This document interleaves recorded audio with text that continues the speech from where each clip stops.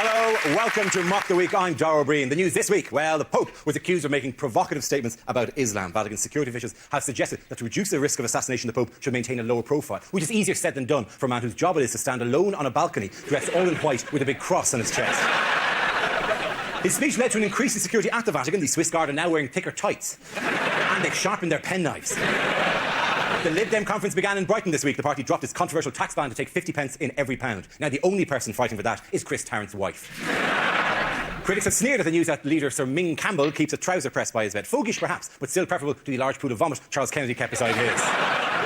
A policeman lost his job this week after he saw a couple having sex in a car, but instead of arresting them, he got into the car and joined in. It's PC gone mad.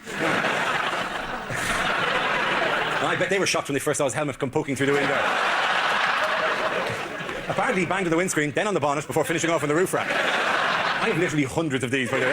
While he was in the car with the couple, he phoned the station for instructions and was told, Roger, I'm out.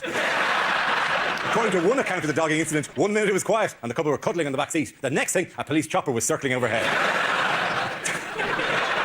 Seriously, you can be here all night doing this. Taking down your particulars, body of evidence, and loads of it. Joining me tonight are 6 of the country's top comedy performers: Andy Parsons, Joe Brown, Robin Ince, and Frankie Boyle, Hugh Dennis, and Ed Byrne. Welcome to you all.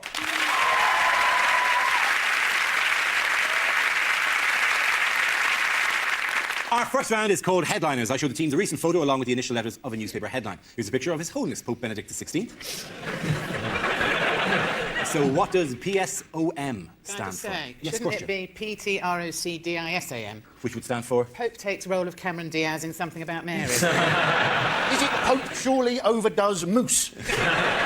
Please switch off magnets.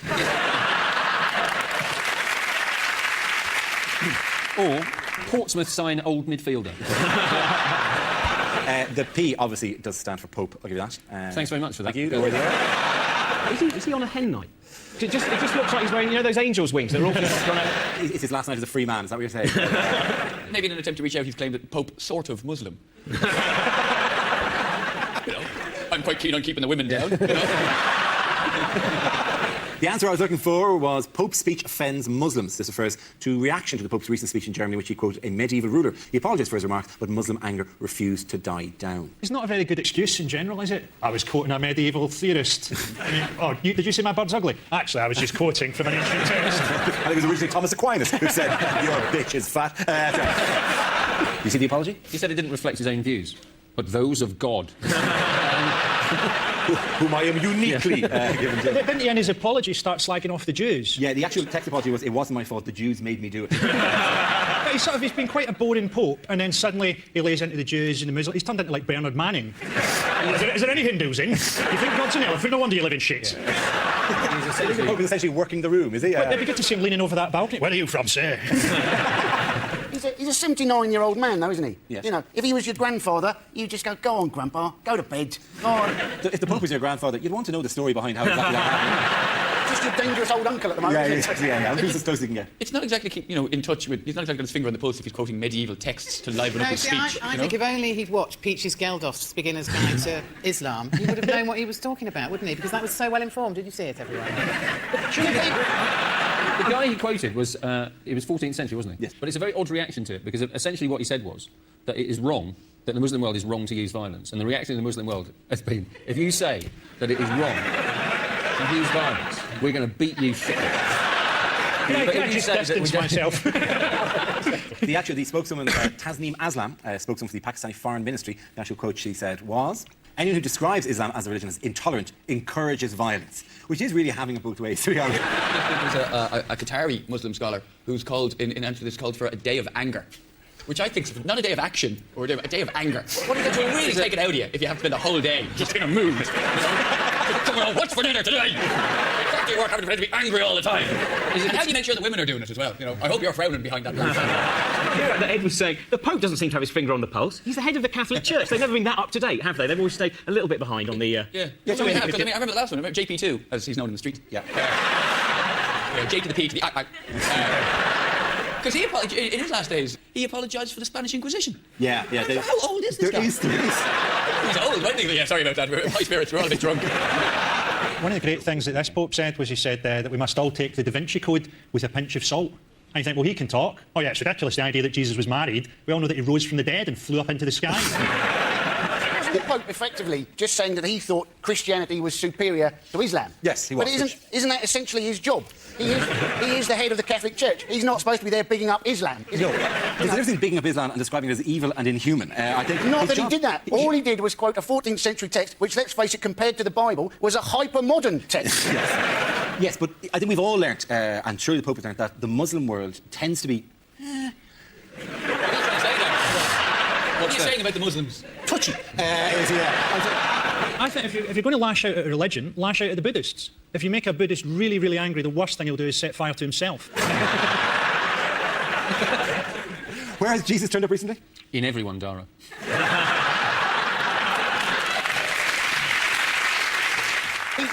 He's turned up on MySpace, hasn't he? He has turned up on MySpace, yeah. He's got his own little page on MySpace now, and it's something along the lines of, you've got to try and spot where you might be able to see Jesus, isn't it? And there's this big picture of like a pint glass with his face on it, and you're supposed to be as if the only time you would see Jesus was after you'd finished a certain amount of alcohol.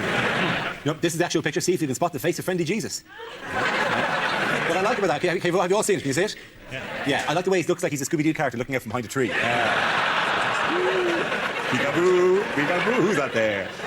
He's quite an angry Jesus. He is an angry Jesus. He's angry Jesus, isn't he? His moustache is downturning. It must be a point of Stella he's appearing in. If we might beat her right now. Do you remember that thing in the World Cup when Wayne Rooney turned up in a potato? You think, well, surely he turns up in most of them. What I particularly love about that is the fact that there is a good mouthful left at the end of that point. That point's not finished, right? There's Jesus. There goes Jesus.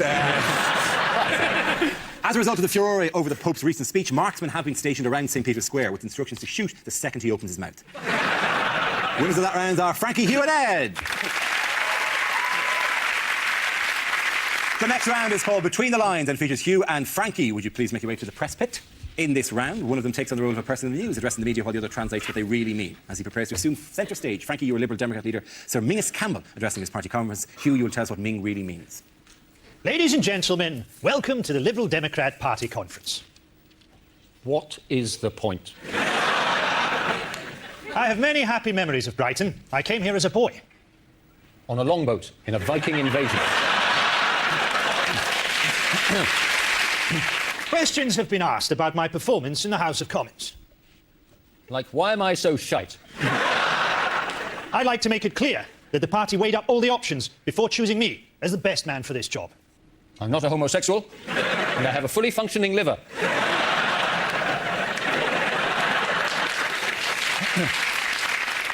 This year, we will be introducing a raft of radical new tax policies on cars, homes, and those who harm the environment. Don't worry, we'll never get in. We've just done it for a laugh.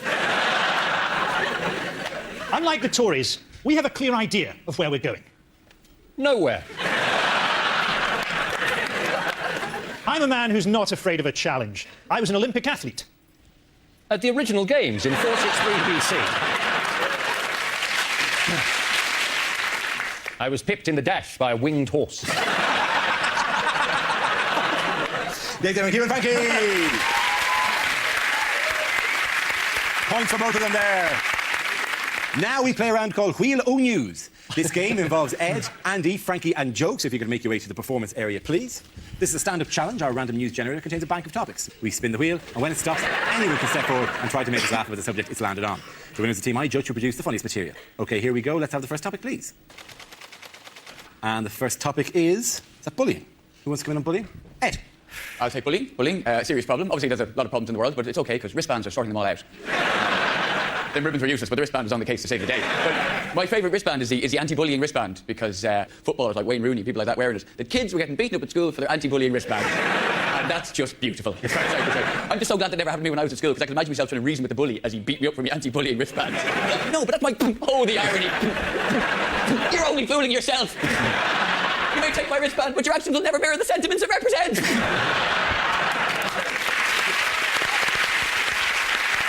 Well done, Ed. OK, let's spin the wheel again. The subject is drugs. Who wants to come in on that? Andy. So, drugs. The Home Office have in fact clarified, apparently, how many spliffs you can have on your person before you might be regarded as a dealer. Apparently, the answer is 500. That's a fair amount of personal use, isn't it? You would have thought you could have 500 almost anything on you and be regarded as a dealer. If I had 500 hobnobs on me, I think you could regard me as pushing biscuits. Not that I know that much about drugs, ladies and gentlemen. Apparently, the current trend amongst young people is to have an upper followed straight away by a downer just to take the edge off it.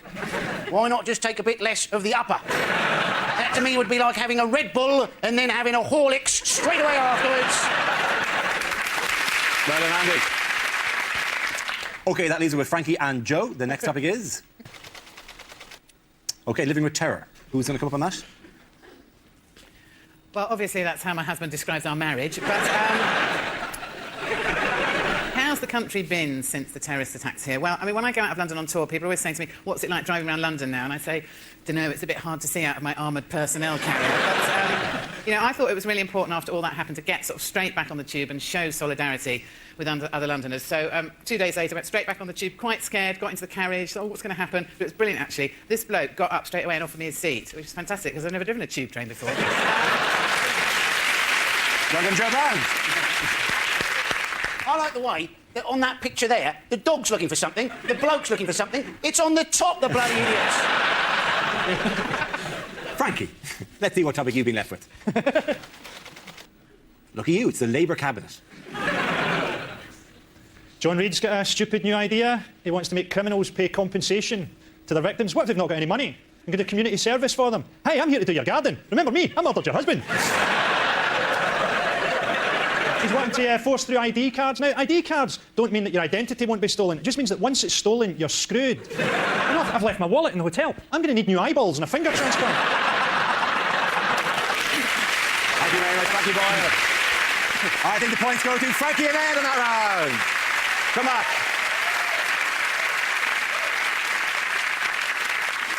Our next round is called If This Is the Answer, What Is the Question? On the board are 6 categories. For each chosen category, I read out an answer and the players have to guess what the question might be. Ed, which category would you like? I'll take politics. OK, your category is politics. The answer is 9 women. What is the question? What would John Leslie hate to see in a jury box? Is it what takes up 18 parking spaces? What can do the work of 21,000 men? In serial killer terms, what constitutes a spree?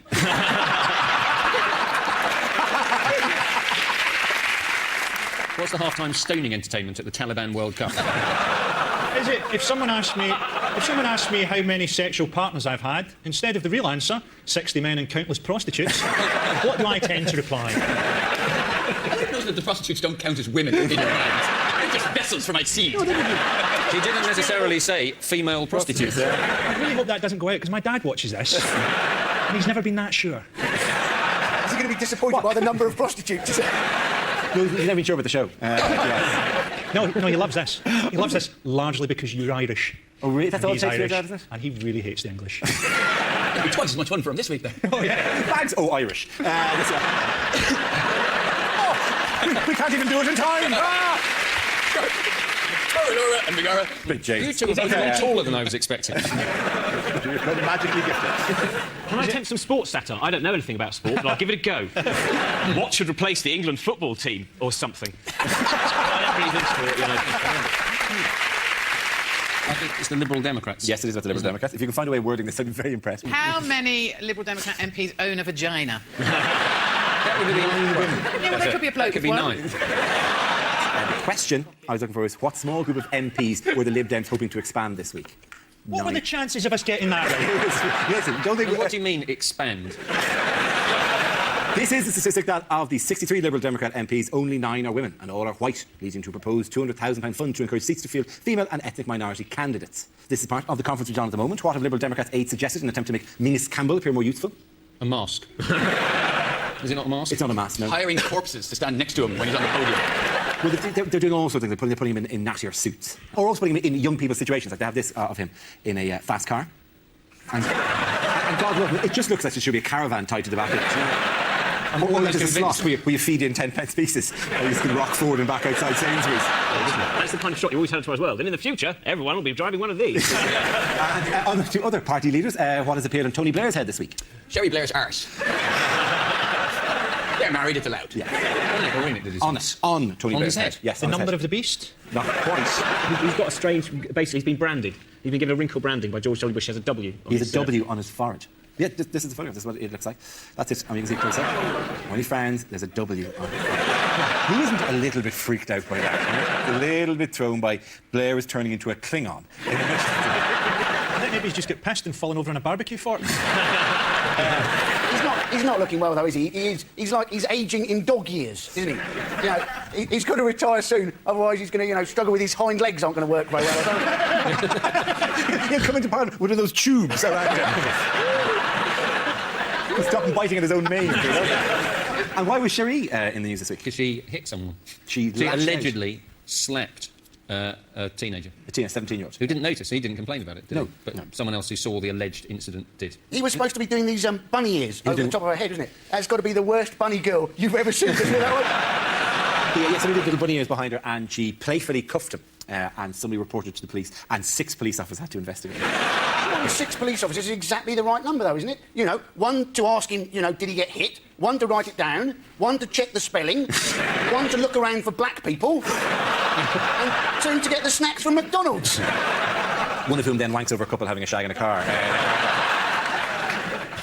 Is it ridiculous? Are you not allowed to hit a 17-year-old these days without getting 6 police officers on you? Well, you once brought 3 police officers to my house. Yeah, you I left did. drunk in the middle of the night. Yeah, You I left the did. door open and then tried to hail them because you thought they were a cab. There was a That's a light. true story. There was a light on the roof. What was I going It to was a do? big blue light. How did you know? That's a true story. I was in bed and a policewoman came into my room and said, "Is this your house?" Obviously not ever going to make sergeant, this woman. No, it's not my house. I'm a really lazy burglar. I found Baby Bear's bed. What is it? The police woke you up, showed you, and then the officer went, this is your house. And you went, yes. And she went, well, you could tidy it up a bit, couldn't you? He's at the bottom of the stairs and she's pointed at him. She said, "Do you know this man?"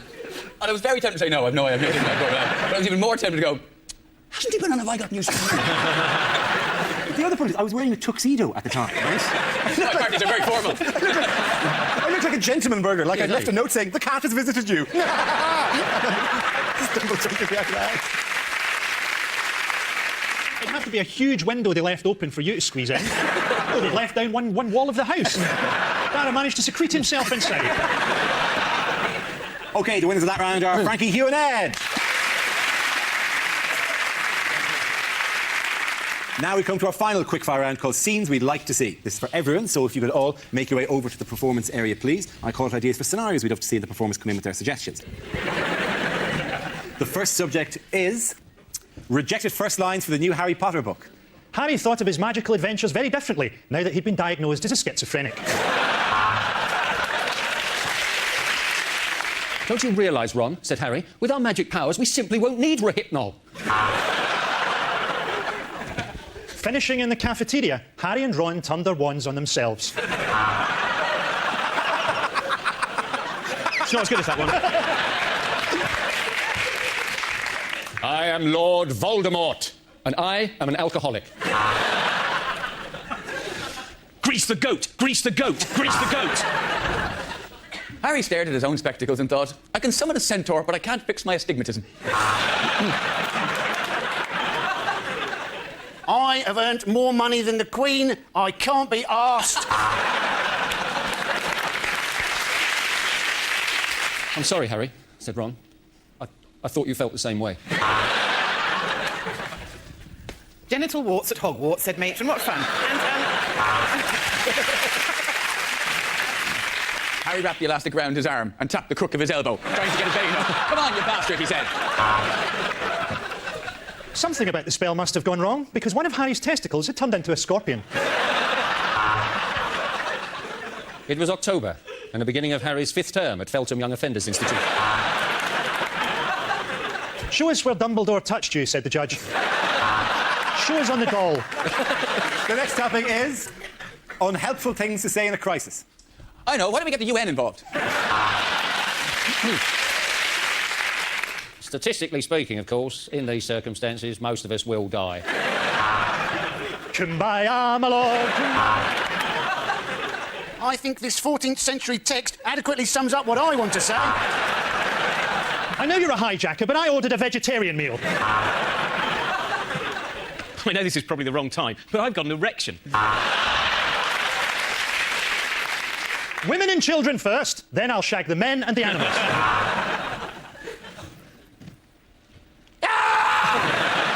Give them all a round of applause, ladies and gentlemen. At the end of that, we're going to give the points to Frankie, Hugh and Ed. That's the end of the show. This week's winners are Frankie Boyle, Hugh Dennis and Ed Byrne. Commiserations to Andy Parsons, Joe Branda and Robin Ince. Thank you for watching. Good night. Card loading and a trip to get free drinks. Notorious scams get busted by The Real Hustle on BBC Three now. And on BBC Two Scotland, we go behind the headlines with Newsnight and Newsnight Scotland. That's coming next.